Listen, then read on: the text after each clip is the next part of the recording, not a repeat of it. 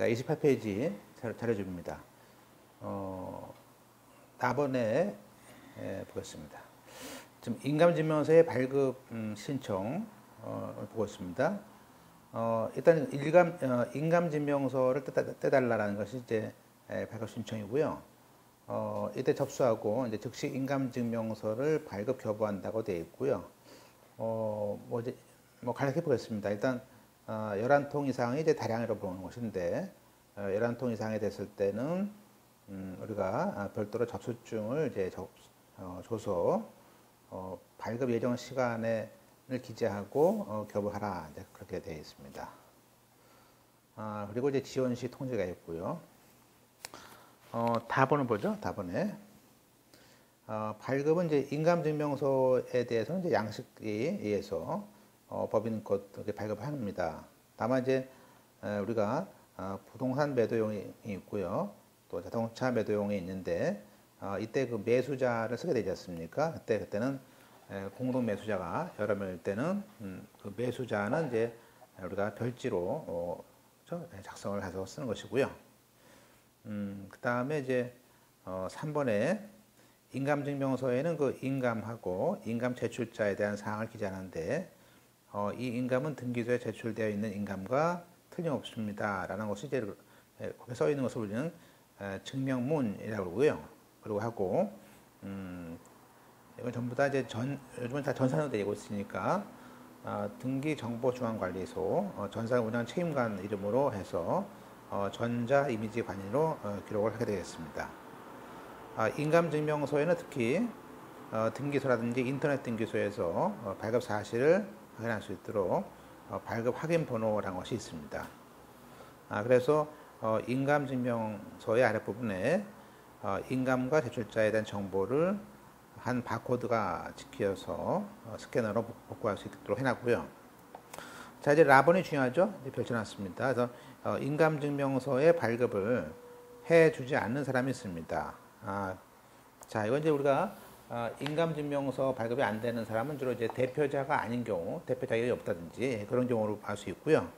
거기에 기억번에 직무집행 정지 가처분 등기된 법인, 그죠? 그 법인의 대표자를 말하고요.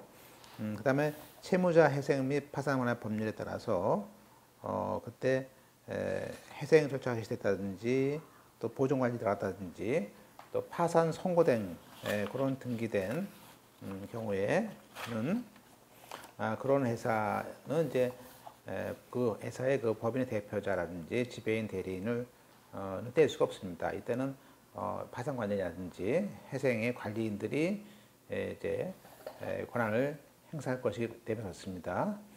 그리고 디귿번, 리을번에 등기 기록상 존립기간, 또 합자조합이라면 존속기간 말하는데 그 존립기간이 만료 있으면 더 이상 이제 대표권이 없기 때문에 그런 대표자, 지배인, 대리인을 말하고요. 그리고 역시 해산되면 이제 해산이 되면요 법인의 대표라든지 지배인, 대리인은 권한이 없습니다. 그래서 해산 간주된 법인의 대표자, 지배인, 대리인이고요. 그리고 이제 우리가 미음번을 잘 보세요. 펼쳐놓으시고 우리가 이제 예컨대 서울에서 인천으로, 서울에서 안양으로 이런 식으로 본점 이전 등기가 가는 경우가 있습니다. 그러면 그 본점 이전 등기할 때 대표자에 대한 사항에 대한 변경이 되기 때문에 그런 변경 등기라든지 그 경정 등기가 돼서 접수 중일 때는 그 처리 중에는 그때 인감을 뗄 수가 없습니다. 그래서 본점 이전에 대한 경우에 그 이전 중일 때는 인감을 뗄 수 없다. 어떻게 보시고 물론 폐지된 인감에 대해서 증명서도 발급을 하지 않습니다. 최근에 이제 무인 발급기를 통해서 인감증명을 뗄 수 있게 해놨는데요. 다만 이제 무인 발급기라도 부동산 매도용이라든지 자동차 매도용에 대해서는 발급을 하지 않는데 만약에 그 부동산 매매 계약이라든지 자동차 매매 계약이 매수자가 한 명일 때는 인터넷 등기소에 사전 등록 절차를 거쳤을 때는 예외로 뗄 수 있는 경우를 만들어 놨습니다. 그다음에 이제 우리가 이제 그 법인 등기를 보통 이제 최초의 등기는 그 설립 등기를 하게 되면요. 일단 이제 법인 개인이 이제 법인 대표자가 쓸 법인 인감 신고를 하고요. 그다음에 앞서 봤던 그 전자증명서라는 걸 나중에 또 이제 설립 등기 나온 다음에 하게 되고요. 그다음에 또 우리가 이제 인감 카드라고 해가지고 봤습니다. 이때 인감 카드는 이제 사실 용도가 나중에 인감 증명 어떤 뭐 계약을 하거나 뭐 할 때 법인의 인감 도장을 찍고 그 인감 도장이 맞는지에 대한 것을 알기 위해서 법인 대표의 그 법인 인감 증명서를 떼러 다녀야 되기 때문에 그때는 이 인감 카드만 가져가서 바로 인감을 뗄 수가 있어요. 그래서 이걸 이제 받게 되는데요. 인감 카드는 이제 우리가 거기에 발급만 보시죠. 발급에 그 인감 증명서를 제출한 그 대표이사라든지 그런 사람들은 뭐 이것은 이제 관할 등기소 가서도 받을 수도 있고요. 기타 그 밖에 등기소에 가서 또 인감 카드에 대한 처음일 때는 발급 신청서, 또 다시 받을 때는 재발급 신청서를 제출해서 인감 카드 발급 신청서를 작성할 수 있고요. 물론 인감 카드를 분실하거나 인감 카드가 이제 훼손돼서 사용할 수 없게 되었을 때는 인감을 제출한 관할 등기소라든지 그 밖에 등기소에 가서 역시 그 재발급 신청서를 작성해서 하고 이제 그러면 이제 기존의 카드는 폐기하고 새로운 인감 카드를 재발급 받을 수 있습니다. 그다음에 이제 해서 수수료를 내는 것이고요. 다만 이제 예전 카드를 줬을 때는 수수료를 안 받겠다 그런 얘기죠. 물론 이제 이렇게 인감 카드 재발급 신청서에는 과거에 받았던 그 인감 도장을 찍어야겠죠. 그래서 거기 등기소에 제출한 법인 인감 도장을 찍게 되고, 물론 보통 이제 법무사에서 위임받아서 인감 카드를 발급 재발급할 때는 우리가 등기소에 제출한 그 위임장에다가 인감 도장을 찍어서 가져가면 될 것입니다. 그 다음에 이제 거기에 이제 쭉 넘어가겠습니다. 자, 인감 카드가 뭐 정지가 잘 나오는 건 아니기 때문에 가볍게 보겠습니다. 이쪽은 답은 제가 인감 카드에 대한 정지 문제는 일단 그 분실하거나 도난당했을 때 당연히 나중에 못 써먹게 하기 위해서 인감 카드에 효력 정지 신청서를 낼 수 있다 그런 얘기죠. 그래서 우리가 정지 신청할 때 사건 신고서 작성해서 관할 등기소라든지 그 밖에 등기소에 가서 제출을 하고요. 이렇게 효력이 정지된 인감 카드는 그 카드로 인감 증명서를 발급을 할 수 없겠죠. 그건 이제 그 외에도 인터넷 등기소에 가서 그 IRS 접촉해야 되죠. 가서 인터넷 등기소를 통해서도 인감 카드 효력 정지 신청할 수 있다 정도 할 수 있고요. 물론 이제 그때 이제 비밀번호를 알아야 되는 것들이 있겠고요. 그 다음에 이제 나중에 인감 카드를 찾게 되면 그 인감 카드에 대한 효력 정지를 해제할 수도 있다. 그래서 그때 해제해서 종전의 카드를 다시 사용할 수 있다 정도 아시고요. 그 다음에 이제 이것은 3번처럼 본인이 아니고 법무사 같은 대리인을 통해서도 인감 카드 효력 정지 또는 정지 해제 신청할 수 있다. 그때는 우리가 그 위임장을 첨부하라 뭐 그런 얘기죠. 물론 이제 이때도 위임장이 이제 그 법인 인감 도장을 찍어서 해야 되는데 만약에 그것이 없을 때는 개인 인감 증명법에 따라서 위임장을 해도 된다 그런 얘기가 되겠습니다. 그 다음에 물론 이제 비밀번호를 알았을 때는 이제 정지 신청할 때는 그 필요 없다는 것이고요. 그런 그런 어떤 인감이. 그 다음에 이제 인감 카드의 폐기, 인감을 제출할 때 대표이사가 바뀌거나 또 퇴임하거나 그럴 수 있지 않습니까? 그럴 때 퇴임한 자 등이 자격을 상실하거나 또 우리가 폐인 신고라든지 그럴 때 아예 그 또 인감 카드가 분실됐다든지 훼손 등 해서 알아볼 수가 없을 때 그때 인감 카드 폐기 신청서란 걸 쓰게 되고요. 요것도 똑같이 온라인으로 해당 카드 폐기를 이제 할 수 있습니다. 물론 그 법인의 퇴임 대표자가 퇴임하면서 후임자가 또 계속 그 법인 인감 카드를 써먹을 수도 있으니까 그때는 뭐 폐기할 필요는 없는 것이고요. 그래서 뭐 이제 나중에 폐기할 때는 이제 파기를 해서 이제 없애는 겁니다. 자, 이제 넘어가서 마번에 이제 통상은 이제 대표자가 바뀌면 이제 종전 인감 카드를 그대로 쓰는 경우도 많죠. 그래서 31페이지에 마번의 인감 카드의 계속 사용입니다. 그래서 인감 카드를 발급받는 자가 퇴임을 하거나 사임해서 인감 카드를 폐기해야 할 경우에 그때 신청을 해서 우리가 새로운 인감 제출자로 하여금 종전 카드에 대한 폐기하지 않고 할 수 있도록 즉 계속 사용 신청이죠. 그걸 하고자 하는 것입니다. 그때 이제 필요한 그것이 이번에 인감 카드에 계속 사용 신청서를 내라는 겁니다. 그죠? 따라서 이때 인감 카드에 계속 사용 신청서에는 인감 카드를 계속 사용하고자 하는 자가 그 상업등기법상의 법인의 인감을 날인하고요. 위임에 의한 대리인 경우에도 역시 법인 인감 도장을 찍은 위임장을 찍어서 내면 됩니다. 자, 인감 카드는 보통 이제 아랍의 숫자로 6개 정도 비밀번호를 줍니다. 그래서 그런 얘기고요. 물론 나중에 또 변경권도 있습니다. 뭐 이쪽으로 이렇게 볼 건 아니니까 자 넘어가겠습니다. 그다음에 이제 4번에 인감 카드에 대한 발급 제한이 있고요. 자, 이건 뭐냐면 이제 이겁니다. 우리가 예규에 따라서 온라인 사용자 등록을 하고 이를 이용해서 그 전자 문서로서 그 온라인 사용자도 한 다음에 전자 문서로서 그 아마도 인터넷으로 그 설립 등기를 해서 한 법인이 있습니다. 그럴 때는 우리가 전자증명서를 발급받고 또 인감증명서도 발급받을 수 있습니다. 그래서 두 개 다 신청할 수 있다는 것이고요. 그 다음에 최근에 이제 그 전자증명서를 하나 가져가서 그걸로도 인감증명서를 뗄 수 있습니다. 그래서 인감증명서를 뗄 수 있는 것은 인감카드를 가져가거나 아니면 그 전자증명서를 가져가서도 인감을 뗄 수 있다 그런 얘기예요. 그래서 그것을 우리는 5번에 전자증명서의 인감증명서 발급 기능입니다. 그래서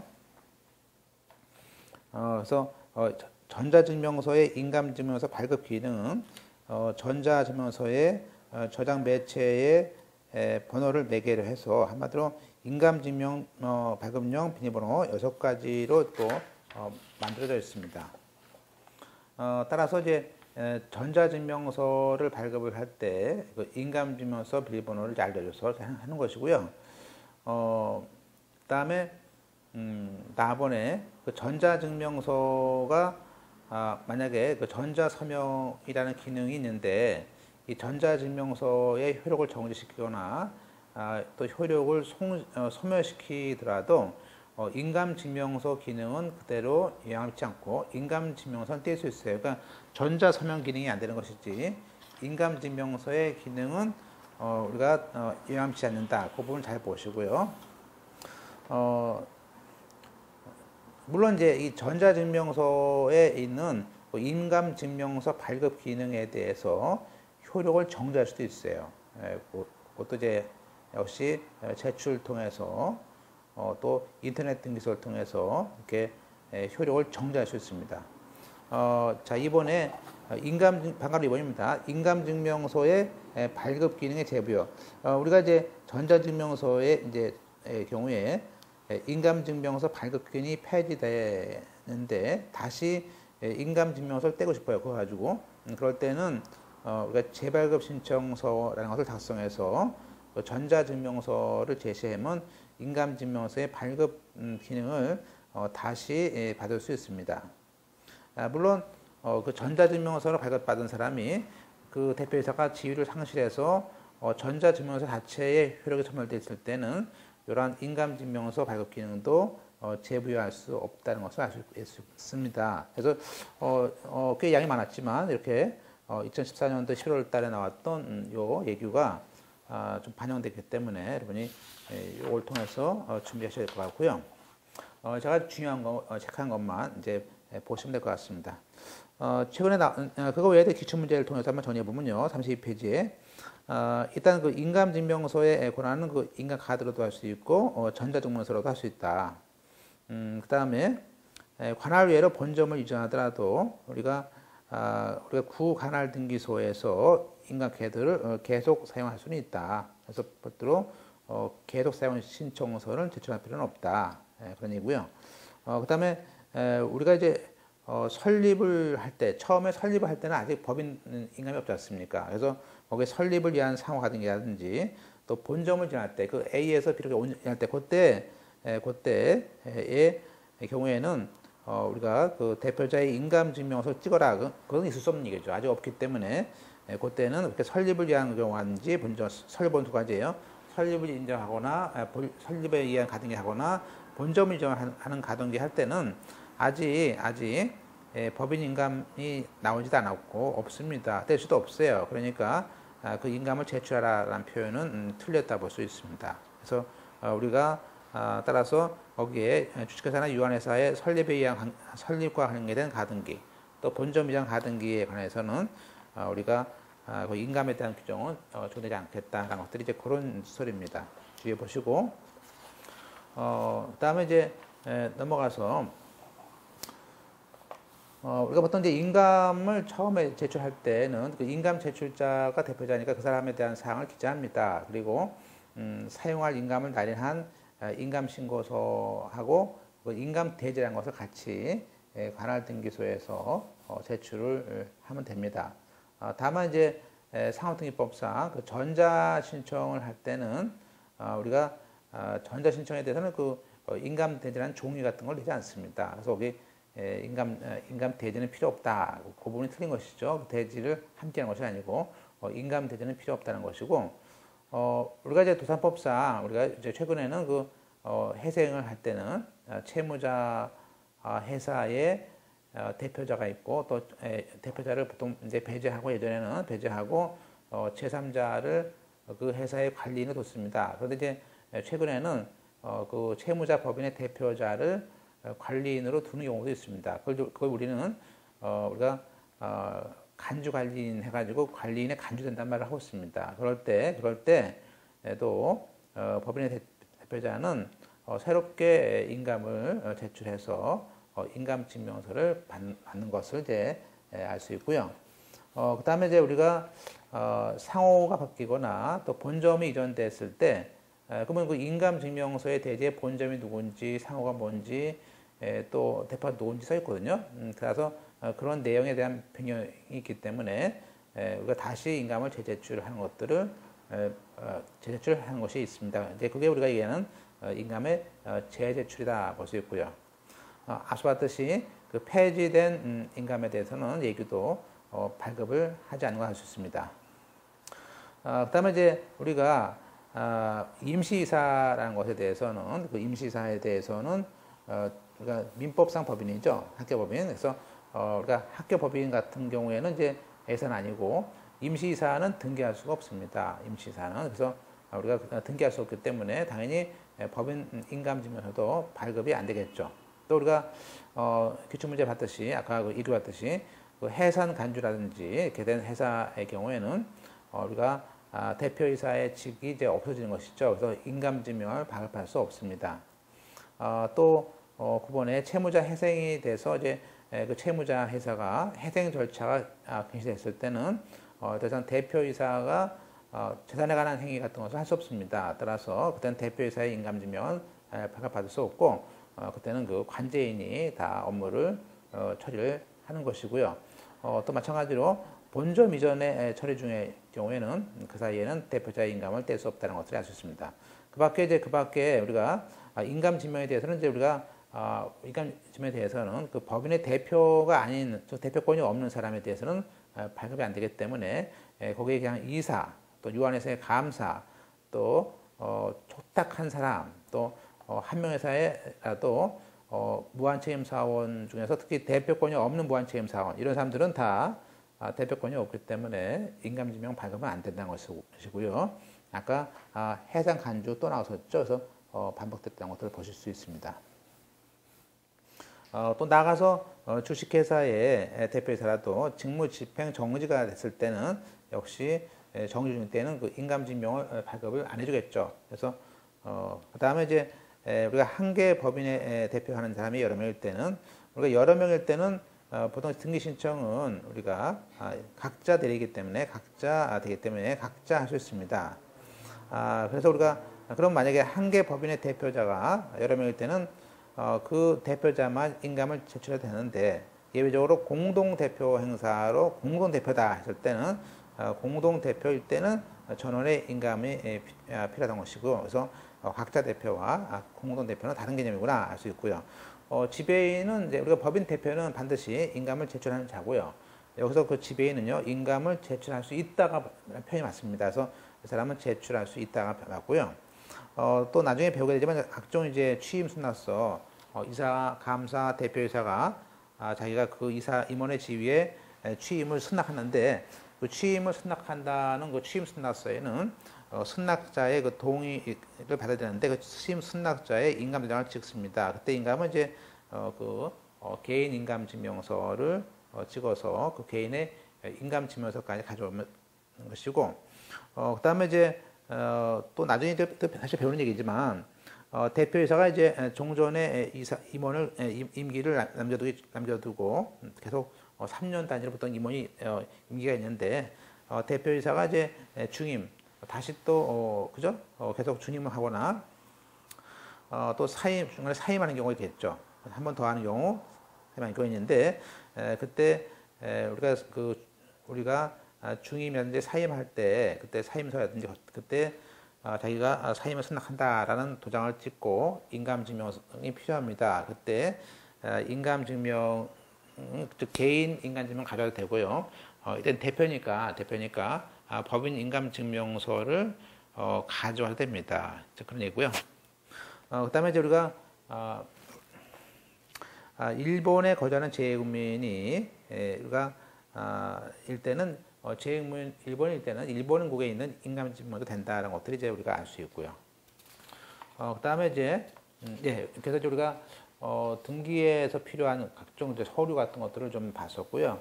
그다음에 이제 우리가 등기 해태하고 과태료라든지 또 등기 신청을 이제 취하하는 경우, 또 등기 신청에 각하하는 경우 이런 그 2장 절차를 보겠습니다. 자, 34페이지죠. 자, 이제 우리가 등기는 이제 보통 상업 등기는요, 일단 등기를 하게 되면요, 절대적 등기 상황이든, 상대적 등기 상황이든, 일단 등기를 하면 일정 기간 내에, 등기 안 했을 때는 이제 과태료를 물게 됩니다. 보통 이제, 보통이 제일 많은 것이 뭐 사무소를, 어떤 법인을 설립해서 사무소를 옮긴 다음에 또는, 임원에 대해서 임기가 다 한 다음에, 이런 경우에는, 보통, 일정 기간이 있겠죠. 등기 기간 안에, 우리가 등기를 안 했을 때는 그때 과태료를 냅니다. 보통 이제 5년이니까 보통 한 500만 원까지 이렇게 과태료를 내기 때문에 등기를 이제 회사 같은 경우 등기를 하게 되는데 이 과태료에 대해서는 이제 우리가 나중에 배우게 되는 그 비송 절차법이 따로 있지 않습니까? 거기에서 과태료 사건을 배우는데 여기서는 이제 등기와 관련된 과태료를 어떻게 하느냐, 또 누구에게 내느냐, 또 기간은 어떻게 되느냐, 뭐 그런 것들을 이제 우리가 검토할 필요가 있습니다. 일단 비상법상 과태료의 사건의 경우, 그럼 만약에 대표이사가 A회사의 대표이사가 3년 임기가 3년 지났습니다. 보니까 등기부 보니까 4년 넘었어. 그러면 그 1년치에 해당하는 보통 통상은 보통 한 달에 10만 원이라면 1년 동안 우리가 등기 안 했다 그러면 120만 원의 과태료가 난다 보시면 될 것 같죠. 그죠? 그러면 이 과태료에 대해서는 그러면 어디서 어느 법원 관할이냐에 대해서는 일단은 과태료는요 법인 주소가 아니고 그 법인 주소가 아니고 과태료의 처할자 보세요 조문에 과태료의 처할자가 누굽니까? 대표이사겠죠. 그 대표자의 주소지에서 한다는 것들을 알 수 있습니다. 그래서 보통 우리가 잘 나오는데 어떤 이것도 뭐 암기할 때면 과태료 주세요 할 때 주 이렇게 오시면 될 것 같고요. 그래서 과태료 사건은 그 다른 법령에 특별한 조정이 있는 경우를 제외하고는 과태료의 처할자의 주소지에 관한 있다 되어 있고요. 뭐 이의를 붙인다든지 이런 것들은 이제 다시 뒤에서 보겠습니다. 그리고 이제 과태료에 대한 재판은 우리가 249조에 과태료에 대한 재판은 검사의 명령으로 집행합니다. 그래서 우리가 보통 집행법상 이 검사의 명령에 대한 집행을 이제 가끔 등장하는 문제를 봤는데요. 이때 이 명령은 집행력이 있는 정본, 즉 집행력이 있는 채무명령이라는 것은 즉 집행문이 붙은 것과 같은 그런 집행권과 동일한 되고 있습니다. 따라서 검사의 과태료 명령에 대해서는 집행문이 필요 없는 것이고요. 이러한 과태료 재판에 대한 집행 절차는 민사집행법에 따라서 집행을 하는 건 똑같습니다. 그리고 중요한 것은 집행하기 전에 재판서에 송달하지 않고요. 집행을 할 때 보여준다 볼 수 있고요. 이제 뒤에서 이제 각종 양식 재판에서 나중에 보겠습니다. 이런 과태료에 대해서는 이제 우리가 밑에 보듯이 박스에 그 현실적인 행위자가 아니라도 법령상 책임 있는 자로 보통 부과됩니다. 따라서 또 이러한 그 과태료에 대해서는 그것이 뭐 내가 고의가 아니었다, 과실이 아니었다 이런 것이 안 됩니다. 그래서 고의 과실을 요하지 않고 일단 일정 기간이 해태했다 그러면 과태료를 부과당한다고 알 수 있고요. 또 이제 이런 과태료는요, 이 과태료 예규가 있었는데 최근에 이제 가장 최근의 예규가 이제 2015년 3월달에 바뀐 예규였었는데 여기 상업 등기하고 법인 등기에 대한 과태료에 대해서 그런 과태료가 있었다면 과태료에 대해서 등기관이 이러이러한 과태료의 사항을 통지하도록 되어 있습니다. 그래서 이걸 이제 여기 있는 내용이 이제 잘 나오니까 보시면 될 것 같고요. 다만 이제 이게 이 얘기도 과거에 뭐 2014년, 12년 이렇게 해서 최근까지 몇 차례에 걸쳐서 바뀌었기 때문에 제가 바뀐 과정을 몇 개 좀 보겠습니다. 35페이지 보시면요. 2012년 당시에 이제 상법이 대폭 바뀌면서 그 당시에 합자조합이라는 것이 들어왔습니다. 그래서 상법상 그 합자조합의 신청에 대한 등기를 늦게 했을 때 그 해태에 대해서도 과태료 부과 규정이 들어오는 바람에 그 당시 2012년에 이 예규가 다시 바뀌었던 것이고 그러면서 과거의 제목이 법인 등기에 대한 과태사항 통지에서 상업 등기까지 포함된 즉 상업 등기와 법인 등기까지 포함된 과태사항 통지 규정으로 바꿨고요. 그 당시 2012년에 과태료의 부과 근거 규정을 상법 86조의 9회에 토대를 했습니다. 자, 이제 그러면서 이제 우리가 다시 2013년 때 개정이 됐는데 일단 이제 이때 뭐 각종 이제 법률 규정에 대한 자꾸 표시들이 주로 있었어요. 그래서 이제 앞서 그 상법 635조하고 636조에 관련돼 가지고 각종 이제 과태료에 대한 문제가 있었는데 그래서 그때는 이제 법무부 장관이 그 부과 징수하고 되어 있고 등기관이 이제 우리가 이제 보게 되는 상업등기관이죠. 상업등기관에서 보게 되는 그 경우에는 상법 3편에 정한 그런 경우에 한해서만 통지한다라고 이렇게 제안했습니다. 그래서 지금도 상법 3편입니다. 3편에 관한 등기사항에 대한 결의했을 때 이들이 과태료 통지를 한다는 것을 반영했고요. 또 이제 그러면 또 하나는 이제 판례에 나오신 것인데 그 당시 들어온 것이 뭐냐면요. 그걸 이제 표를 잘 보세요. 법인 대표자의 주소가 보통 또 바뀌지 않습니까? 대표자가 또 이사를 하고 그러면 대표자의 주소가 이렇게 그래서 한 번, 두 번, 세 번 이렇게 여러 차례 주소가 바뀔 때는 그러면 그 중간 변동 과정을 다 생략하고 현재 주소를 기준으로 우리가 대표자의 주소 변경 등기할 수 있습니다. 그런데 그렇지만 주소 변경 등기할 때 과거에 주소 변경된 등기를 게을리한 거에 대해서는 각 변동 일자가 다를 수 있죠. 그래서 그런데 2000년, 또 2002년, 2004년, 2000년 이렇게 네 차례 됐다면 그 변동된 일자를 기준으로 과태료를 우리가 통지를 하도록 되었기 때문에 현재는 그 주식회사 이사의 주소 변경 등기에 대해서 중간 변경 등기 사항에 대한 생략이 가능하면서 다만 과태료는 그 변동일자 기준으로 이렇게 통지하도록 됐다는 부분을 이제 우리가 그 당시 2013년에 개정의 중요한 사항이었고 또 이제 한편으로 우리가 이 신주 발행에 대한 변경 등기에 대하고 또 주식회사 이사 주소 변경 등기에 대한 그런 얘기들이 이제 이미 이 얘기에 반영됐기 때문에 그 얘기를 다 폐지했습니다. 그래서 하나의 통합된 것이죠. 자, 그러다가 이제 우리가 2015년 올해 잘 아다시피 그 각종 민사소송에 대해서는 전자 소송을 합니다. 그래서 이것을 우리는 전자문서 이용 등에 관한 법률에 따른 시스템이 구축되었다고 하고 있는데요. 따라서 이래서 과거에 서면으로 했던 과태료 통지 절차가 지금은 전산정보 조직을 통해서 온라인으로 과태료 통지가 바뀌었다. 그래서 지금은 온라인을 통한 과태료 통지가 바뀌었다 정도로 아시면 될 것 같습니다. 그것이 이제 우리가 사조였고, 이때 보낼 때 각종 조사표에 대해서는 송부를 선양하겠다 됐습니다. 여기는 이제 예규에 대해서만 잘 검토해 주시면 아실 것 같고요. 일단 이 예규는요, 그 등기관의 직무를 수행할 때 상법, 민법, 기타 법령에 의해서 과태료 초할 자가 있을 때 그걸 알았다 이거예요. 알았을 때는 이제 등기관이 관할 지방법원과 시원에 과태료 이러한 과태료가 있습니다. 라는 통지를 하라 이거예요. 따라서 과태료 통지 요건은 등기관은 등기 신청할 의무인자, 주로 이제 등기 신청할 의무 있는 자는 주로 대표가 되겠습니다. 그 법인에 그 등기 신청을 게을리했을 때, 그때 알았을 때는 지체 없이 통지를 한다는 것을 알 수 있고, 다만 이제 법령에 과태료 부과 규정이 없을 때는 통지를 할 필요가 없겠죠. 그래서 따라서 주로 상법상 우리가 4장, 3편, 3장 이런 것들에 대한 것들, 특별법상에 대한 신청 의무 것들을 둘 수 있습니다. 자, 그러면 이제 우리가 중요한 것은 뭐냐면 거기에 상법상 지배인 등기를 할 수는 있지만 이 지배인 등기에 대해서 혜택에 대해서는 우리는 과태료는 부과하지 않습니다. 잘 나올 수 있고요. 그 다음에 우리가 중간 생략 등기, 아까 그 생략된 주소 변경 등기에 대해서는 그 변동 일자 기준으로 법령에 따라서 통제한다는 것을 알 수 있고요.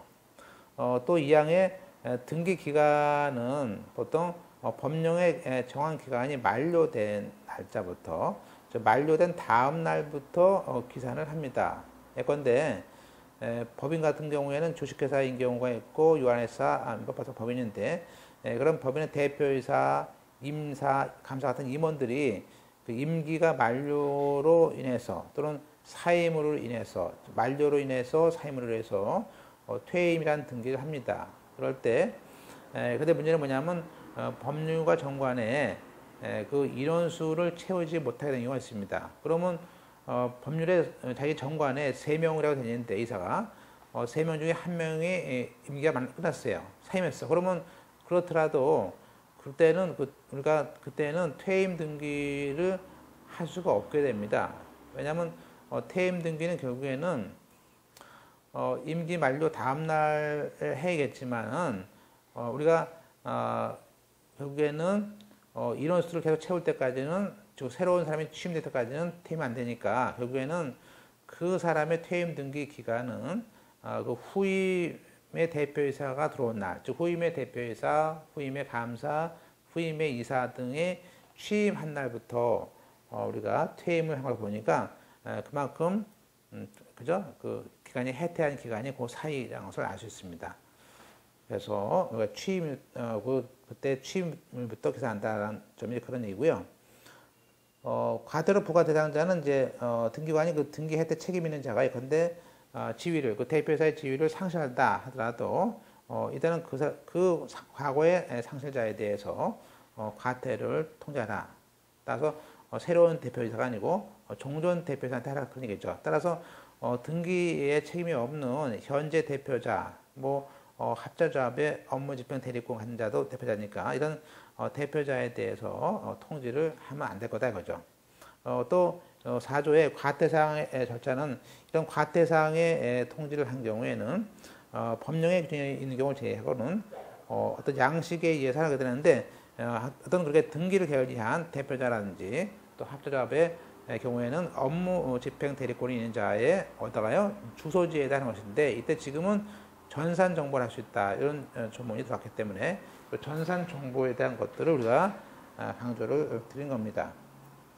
물론 이때 과태료를 찾자가 우리가 여러 명일 때는 각각 주소지 관할 법원에 통지를 한다. 뭐라고요? 각각 통지를 항상 할 수 있었고 이거 이제 올해 2015년 3월 달부터 시행이 되는 것이죠. 자, 이제 이렇게 보시고요. 이제부터 케이스 바이 케이스에서 몇 가지 사례를 보겠습니다. 좀